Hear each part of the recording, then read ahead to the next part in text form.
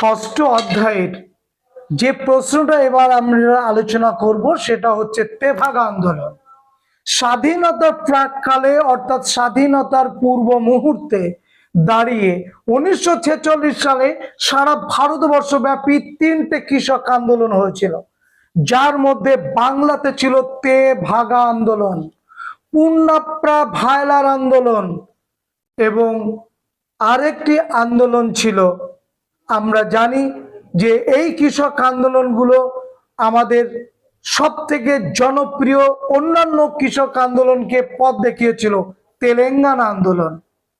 আমরা আজকের আলোচনাতে রাখছি সেই আন্দোলন, যে আন্দোলন চারু মজুমদারের নামের সঙ্গে জড়িত, যে আন্দোলনের সঙ্গে অবনী রায়ের নাম জড়িত, যে আন্দোলনের সঙ্গে জলপাইগুড়ির বুড়িমা নামে খ্যাত রাজবংশী পরিবারের সেই আন্দোলন তেভাগা আন্দোলন। নামের মধ্যেই একটা যুক্তি খুঁজে পাই, তেভাগা, 3টে ভাগ। নামের মধ্যেই রয়েছে কৃষকদের স্লোগানটা, নামের মধ্যে রয়েছে কৃষকদের দাবিটা, আধা নয় তেভাগা চাই, লাঙল যার জমি তার। এই স্লোগানগুলো তেভাগা আন্দোলনের। এই স্লোগানগুলো টেস্ট পেপার যখন আমরা হাতে পাবো, কিংবা পুরনো টেস্ট পেপার যদি হাতের কাছে থাকে, বিভিন্ন সেটে তোমরা দেখতে পাবে। এই তেভাগা আন্দোলন এই বাংলার কোথায় কোথায় পরিচালিত হয়েছিল, তেভাগা আন্দোলনের কর্মসূচি বা উদ্দেশ্য কি ছিল, তেভাগা আন্দোলনের যে দাবিগুলো ছিল সেই দাবিগুলো কতটা সফল হয়েছিল, আমরা আজকে সেটাই আলোচনা করব।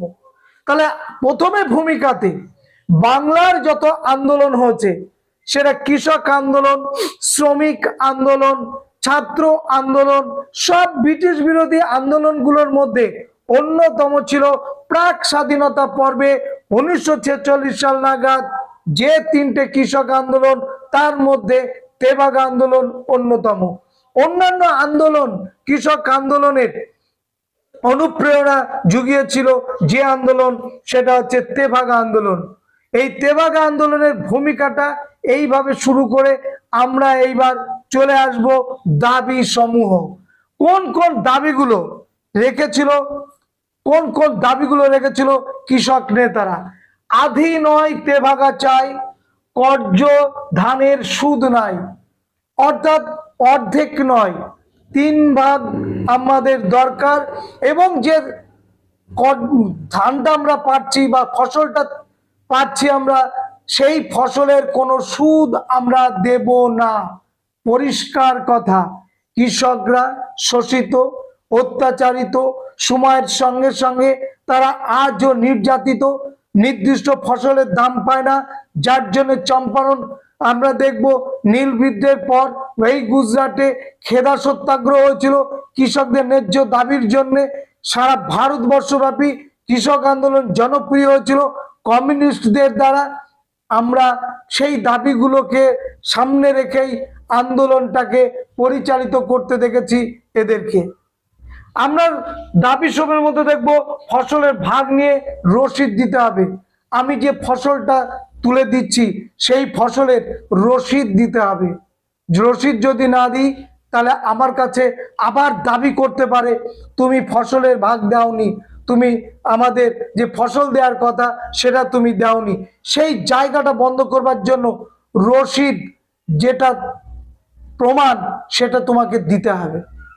নেক্সট, কোনো কাজে কর আদায় করা যাবে না, অর্থাৎ সমস্ত কাজের মধ্যে কর আদায় করা যাবে না। কর আদায় করতে হবে সেই সমস্ত কাজে যেটা নির্ধারিত রয়েছে বিশেষ কাজ, সেইগুলো। নেক্সট, জমিতে ভাগ চাষিকে দখলি সত্ত্ব দিতে হবে। জমিতে ভাগ চাষিকে দখলি সত্ত্ব, আমার জমি কিন্তু কৃষক বলছে আমাকে দখলি করে খাওয়ার জন্য যে সত্ত্ব সেটা দিতে হবে, এইটা কিন্তু জমিদাররা কখনো মানেনি। কারণ দখলি সত্ত্ব দেওয়া মানে ওই জমির ওপরে জমির মালিকের কোনো কিন্তু আর অধিকার থাকলো না, থাকবে না, এবং ভবিষ্যতে সেই জমিটা পুরোপুরি কৃষকের হয়ে যাবে। দাবি করেছিল এটা কৃষকরা, কিন্তু কোন জমিদার এটা কিন্তু মানেনি। নেক্সট, কৃষকদের দিতে হবে, যে ফসল উৎপন্ন হবে সেটা কৃষকের দিতে হবে 2/3 অংশ এবং মালিক পাবে 1/3 অংশ। এইটা কিন্তু দাবি ছিল। তাহলে দাবিতে মোট কটা লিখলাম? 4 নম্বরে কোশ্চেন 5টা দাবি। প্রথম, আধি নয় তেভাগা চাই, কর্য ধানের সুদ নাই। দ্বিতীয়, ফসলের ভাগ নিয়ে রসিদ দিতে হবে, ফসল দিচ্ছি বিনিময়ে আমাকে রসিদ দিতে হবে। তৃতীয়, কোনো কাজে কর আদায় করা যাবে না। চতুর্থ, জমিতে ভাগ চাষিকে দখলি সত্ত্ব দিতে হবে। এবং পঞ্চম, কৃষক পাবে 2/3 অংশ এবং যিনি জমির মালিক তিনি পাবেন 1/3 অংশ। কমপ্লিট দাবি সমূহ। চলে এসো এবারে যে বিষয়গুলো লিখবো সেটা হচ্ছে প্রসার। এই তেভাগা আন্দোলন বাংলার কোথায় কোথায় ছড়িয়ে পড়েছিল? আমরা লিখেছি দিনাজপুর, আমরা লিখেছি রংপুর বাংলাদেশে, ময়মনসিংহ বাংলাদেশ, বগুড়া বাংলাদেশ, কাকদ্বীপ পশ্চিমবঙ্গ, যশোর বাংলাদেশ, খুলনা বাংলাদেশ এবং ভারতের বা বাংলার জলপাইগুড়ি জেলা। এই জায়গাগুলোতে এই তেভাগা আন্দোলন প্রসার লাভ করেছিল। এবার চলে আসি কারা কারা নেতৃত্ব দিয়েছিল। গুরুদাস তালুকদার, ভবানী সেন, চারু মজুমদার, সমর গাঙ্গুলি এবং রাজবংশী পরিবারের বৃদ্ধা রমণী বুড়িমা নামে খ্যাত জলপাইগুড়ির তিনিও কিন্তু এই আন্দোলনের নেতৃত্ব দিয়েছেন। এবারে চলে আসি আন্দোলনের স্বীকৃতি বা গুরুত্ব। এই আন্দোলন কতটা গুরুত্ব পেয়েছিল?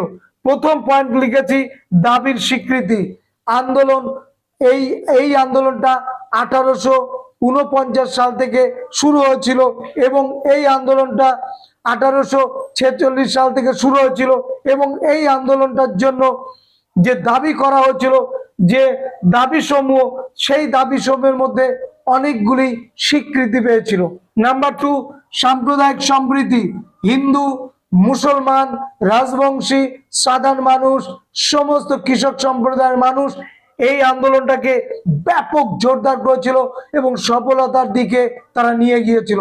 তাহলে সাম্প্রদায়িকতার দোষে দুষ্ট নয় তেভাগা।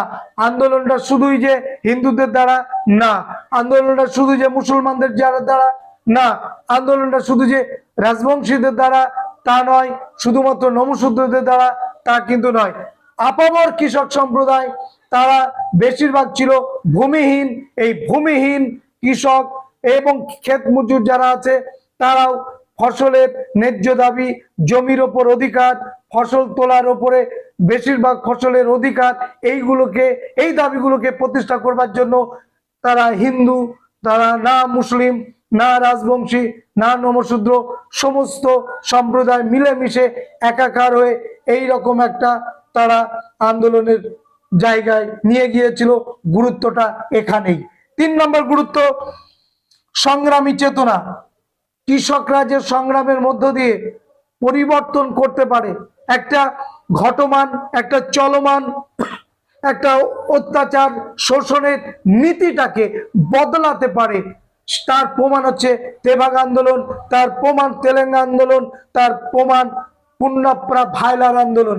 এই কৃষক আন্দোলনগুলো চোখ খুলে দিয়েছিল যে কৃষকদের আন্দোলনের দাবি যদি সঠিক হয়, যদি ন্যায্য হয়, তাহলে কিন্তু এখান থেকে সাফল্য আসতে পারে। আমরা সেটাই দেখলাম যে সংগ্রামী চেতনা, এই যে আন্দোলন করার মানসিকতা তৈরি করা, ঝাঁপিয়ে পড়ার মানসিকতা তৈরি করা, আন্দোলনকে সফল করার মানসিকতা তৈরি করা, এই তেভাগা আন্দোলনের মধ্যে দিয়ে সেটা আমরা দেখেছিলাম স্বাধীনতার একদম প্রাক মুহূর্তে দাঁড়িয়ে 1946 সালে। পরে দেখছি কমিউনিস্ট দলের প্রভাব।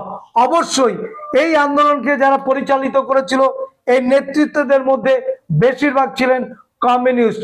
আমরা ভারতবর্ষের ইতিহাসের দিকে তাকালে শ্রমিক আন্দোলন, কৃষক আন্দোলন, আমরা দেখব কমিউনিস্টদের কিন্তু একটা প্রভাব রয়েছে।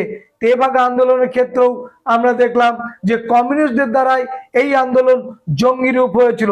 মিরাট ষড়যন্ত্র মামলা পড়বো আমরা, এই অধ্যায় আছে 6ষ্ঠ অধ্যায়, সেখানেও দেখব যে সেখানেও কমিউনিস্টদের একটা বিশাল প্রভাব রয়েছে।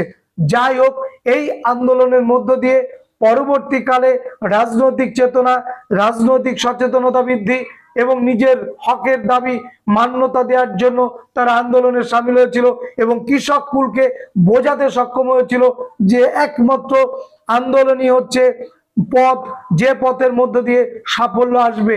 সুতরাং সেই দিক থেকে তাকালে স্বাধীনতার প্রাক মুহূর্তে দাঁড়িয়ে স্বাধীনতার রক্তিম সূর্য তেরঙ্গা পতাকা আনবার ক্ষেত্রে এই তেভাগা আন্দোলন, এই পুণ্যপ্রা ভাইলার আন্দোলন এবং তেলেঙ্গানা এই আন্দোলনগুলো কিন্তু অনবদ্য ভূমিকা পালন করেছিল। এই বক্তব্যটা, এই কথাগুলো সুন্দরভাবে সরলভাবে সহজ করে লিখে আসবো, 4-এ 4 কিন্তু আমার জন্য বাধা আছে। সুতরাং এই প্রশ্নটা কিন্তু তোমরা অবশ্যই করবে। যে ভিডিওগুলো দেওয়া হচ্ছে অবশ্যই চোখ বুলিয়ে নেবে, খাতাতে সময় ধরে ধরে লিখবে, দেখবে সময়ের মধ্যেই তুমি উত্তরগুলো লিখতে পারছো এবং মনটা তোমার অনেকটা চাঙ্গা হয়ে যাবে। কেমন? তাহলে আজকের ভিডিও এই পর্যন্ত। যারা অনলাইন ক্লাসে আসতে চাও সমস্ত কিছুই তোমরা পরিষেবা পাবে, যোগাযোগ করবে, যোগাযোগের নম্বর দেওয়া আছে। ধন্যবাদ।